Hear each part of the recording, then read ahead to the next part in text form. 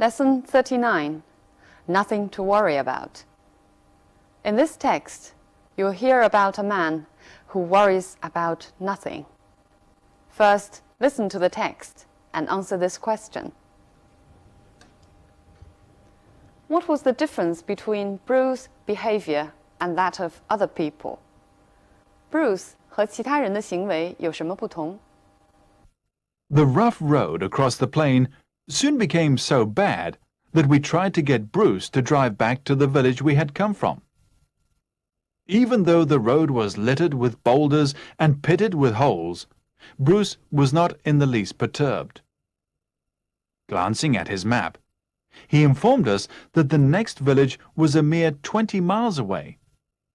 It was not that Bruce always underestimated difficulties. He simply had no sense of danger at all. No matter what the conditions were, he believed that a car should be driven as fast as it could possibly go. As we bumped over the dusty track, we swerved to avoid large boulders. The wheels scooped up stones which hammered ominously under the car. We felt sure that sooner or later a stone would rip a hole in our petrol tank or damage the engine. Because of this, we kept looking back, wondering if we were leaving a trail of oil and petrol behind us.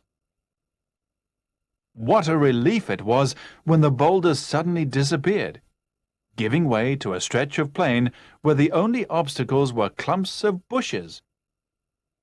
But there was worse to come. Just ahead of us, there was a huge fissure.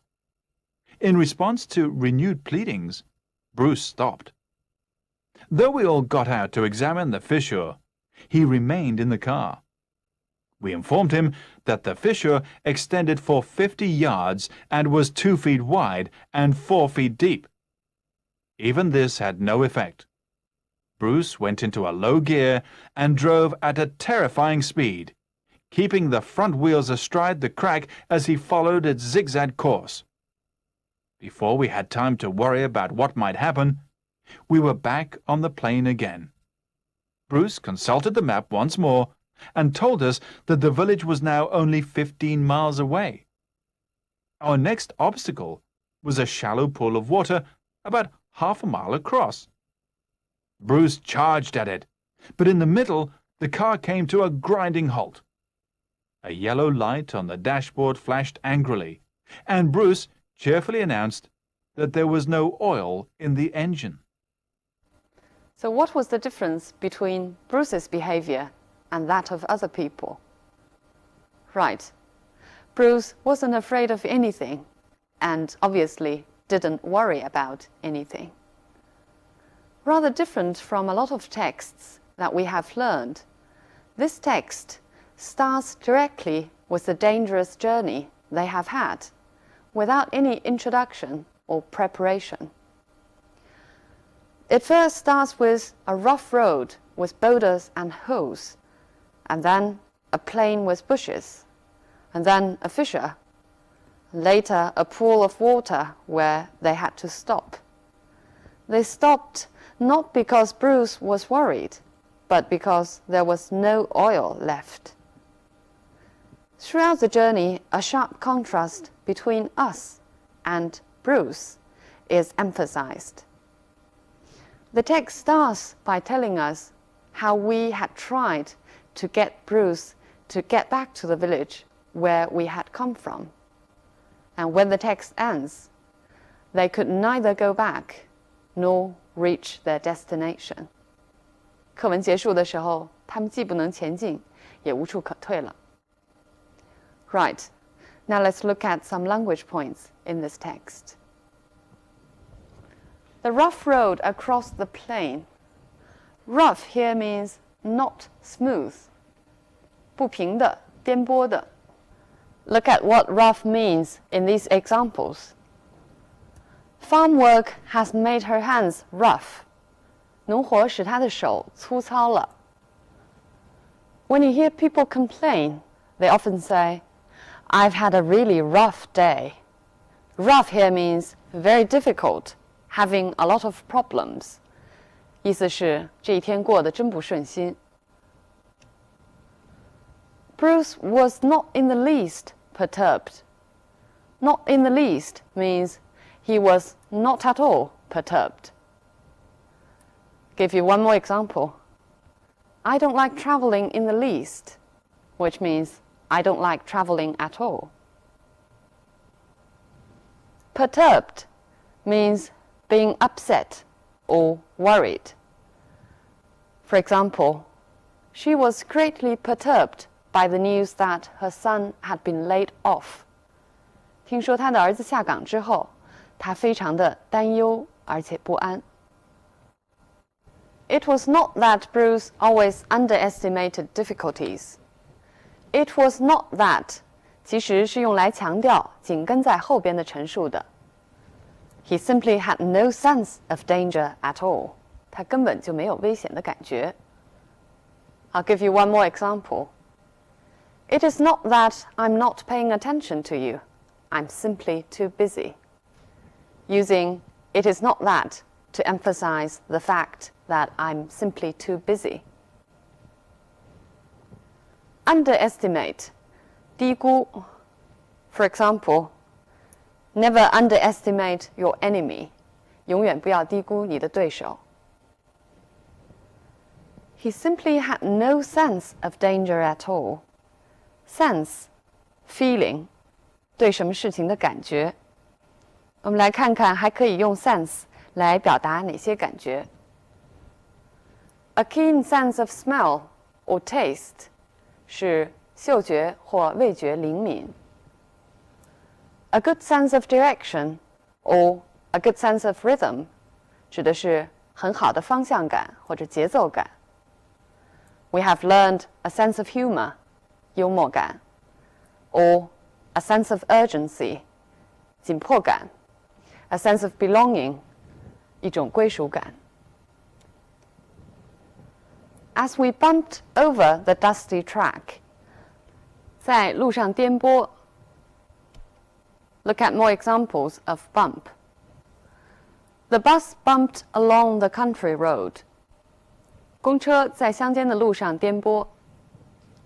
When we use bump into somebody, we mean to meet somebody by chance. For example, she bumped into one of her students when she was in London.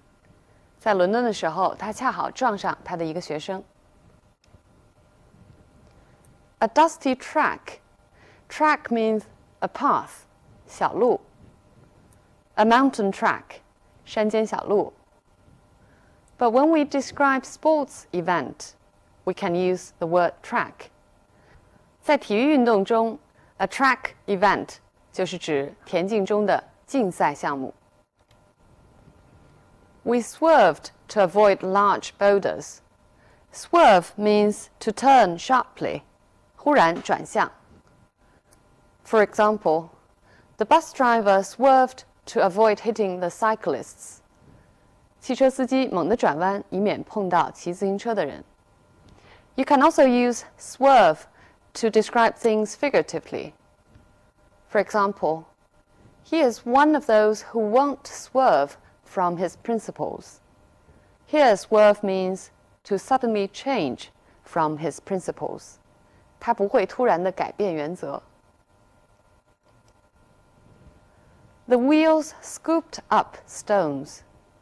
Scoop up, 它的本意是捧起。For example, he scooped up a handful of water. 他用手掌捧起水来。还可以用 scoop up 来形容类似的动作。For example, she scooped up the children into her arms and ran away. 猛地捧起孩子，然后逃走。课文中用 scoop up 来形容轮胎搅起石头，是一个夸张的说法。Which hammered ominously under the car. Hammer 用作名词的时候是锤子，那么用作动词的时候就是用锤子敲或者敲击。For example, he is hammering the nail into the door. 在朝门上敲钉子。The rain was hammering against the window. 正在敲窗，跟课文中 hammer under the car 意思是一样的。hammered ominously. Ominously, 不祥的. Of course, here it's used as an exaggeration. 这里呢是有点夸张. Look at this example. The sky looked ominously dark. A stone would rip a hole. Rip 跟 tear 意思相同，撕开 but it emphasizes to tear something violently. Look at two examples. He ripped his shirt on a nail. 他在钉子上挂了衬衫。She ripped the package open eagerly. 急切地撕开包裹。We kept looking back, wondering if we were leaving a trail of oil and petrol behind us. Wondering if, sometimes wondering whether, means not knowing whether. For example, he wondered if or whether he was right to accept this job. 他不知道自己接受这项工作对还是不对。But sometimes we can also use wondering if or whether to show politeness. 它还可以用作一种客气的用语。For example, I was wondering if you'd like to join us for dinner. This is actually an invitation. 这个呢是表达邀请的时候一种客气的说法。Wonder 后边还可以加上其他的特殊疑问词引导的从句。For example, your parents are wondering where you are. Leaving a trail of oil and petrol behind us. 留下这样一条印记。You can leave behind something concrete or something abstract. For example, the incident left a feeling of hostility behind. 这件事情呢，留下了双方的一种敌意。Look at this example. I think I left my keys behind. Here, leave behind means forget to bring with you. 我忘了钥匙了。What a relief it was when the boulders suddenly disappeared. What a relief it was 是一个感叹句，它的正常语序应当是 It was such a relief when the boulders suddenly disappeared. Relief 解脱，松了一口气。Look at more examples. It's a great relief to know that the children are safe. 知道孩子们安全，这真是很大的解脱。She breathed a sigh of relief when she found that she had passed the exam. 当她发现自己考过了之后，轻松地叹了一口气。Giving way to a stretch of plain. Give way to means be replaced by. 由什么替代。For example, sailing ships finally gave way to steamships. 帆船最终被蒸汽船代替。After a while, her anger gave way to depression. 过了一会儿，她由愤怒转为沮丧。A stretch of plain, 一片平原。A stretch of, 既可以形容空间上的连续的一片，也可以形容时间上的一段。For example, a stretch of wasteland, 一片荒原。A stretch of 2 weeks, 连续2个星期。The only obstacles were clumps of bushes. Obstacle, 障碍。跟它相搭配的动词经常是 remove obstacles, 扫除障碍，或者 overcome obstacles, 克服障碍。Look at one more example. Fear of change is the greatest obstacle to progress. 对变化的恐惧是进步进程中的最大障碍。In response to renewed pleadings. In response to means as a reaction to. 作为对顾客投诉的反应，公司改进了服务。Renewed pleadings means pleadings made again. Renew often emphasizes to increase after being not so strong. For example, renewed interest or renewed concern 是说一度并没有这么强的兴趣或者关注，又重新兴起来的。Pleading means begging, but it is more emotional than begging. Extended for 50 yards. Extend 既可以指在空间上的延伸，也可以指在时间上的连续。Look at these examples. The Sahara Desert extends for miles. 这里是指空间上的延续。The sandstorm extended for almost a week.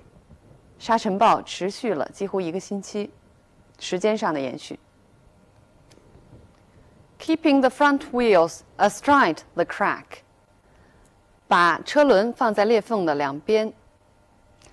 Astride 横跨。Look at this example. He was sitting astride his new motorbike. 他横跨着坐在新买的摩托车上。The city lies astride the river. 这个城市横跨这条江。Followed its zigzag course. Course here means the route. 车走的路线。Zigzag course 是指的之字形或者是 W 型的 course。We can also use course figuratively 是指生活的道路轨迹。For example, he changed the course of my life. 他改变了我的生活道路。About half a mile across. Across here means wide 来表示宽度。For example, at its widest point, the river is 2 kilometers across. 在最宽的地方，这条河有2公里宽。Bruce charged at it. Charge means attack. 它最本来的意思是向什么进攻。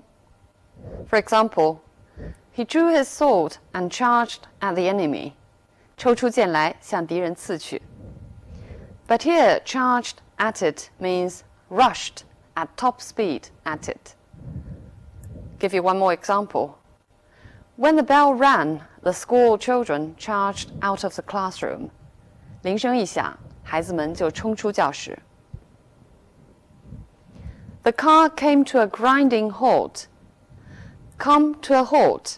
经常还加上 grinding 这个形容词，意思是陷入停滞。For example, the traffic came to a halt as the light turned red. 一变红灯，整个交通都停滞下来。The industry came to a grinding halt because of fuel shortage. 因为燃料短缺，工业陷入停滞状态。Bruce cheerfully announced. Cheerfully, 高高兴兴的。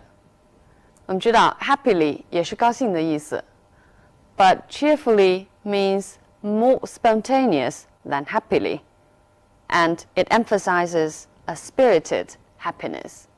兴高采烈的。For example, he walked down the road whistling cheerfully. 高高兴兴地吹着口哨。最后，我们来看看这篇课文是如何在语言风格上生动地描述了这个危险的旅程和 Bruce 这个无所畏惧的人的。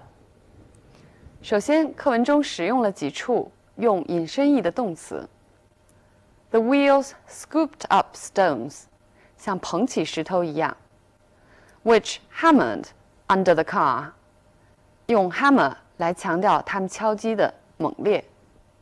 Bruce charged at it, 像对敌人发起进攻一样朝目标冲去。除此之外，还使用了 adverbs and adjectives in order to exaggerate. Which hammered ominously under the car. Ominously because we felt worried. At a terrifying speed. Terrifying because we were frightened. Flashed angrily. Angrily 这里呢不仅是夸张，而且是一种拟人来形容闪光的刺眼。Finally, let's come back to the text itself. The title of this text is Nothing to Worry About. and it tells us about a man who worries about nothing. And we, who traveled together with Bruce, were worried to death. 同样的经历中，不同的人会有不同的感受，这个我们在生活中都非常熟悉。也可能是因为我们天生的气质就不太相同。In natural dispositions, some of us were born to be carefree, while some of us were born to be more nervous and anxious. As a result, in terms of behavior, some of us tend to be rash, and some of us tend to be cautious. 再说得深一点 in terms of understanding life, some of us tend to be optimistic, and some tend to be pessimistic. 人的性格呢，有时也会跟驾驶的方式有一些关联。我们当然很容易想到 a careful person makes a good driver, while a careless person makes a poor driver. But sometimes there are some strange connections. For example, women sometimes tend to drive more wildly than men. Maybe in that case, driving serves as an outlet for our natural disposition. Okay, so much on the topic of our dispositions and driving. Bye for now.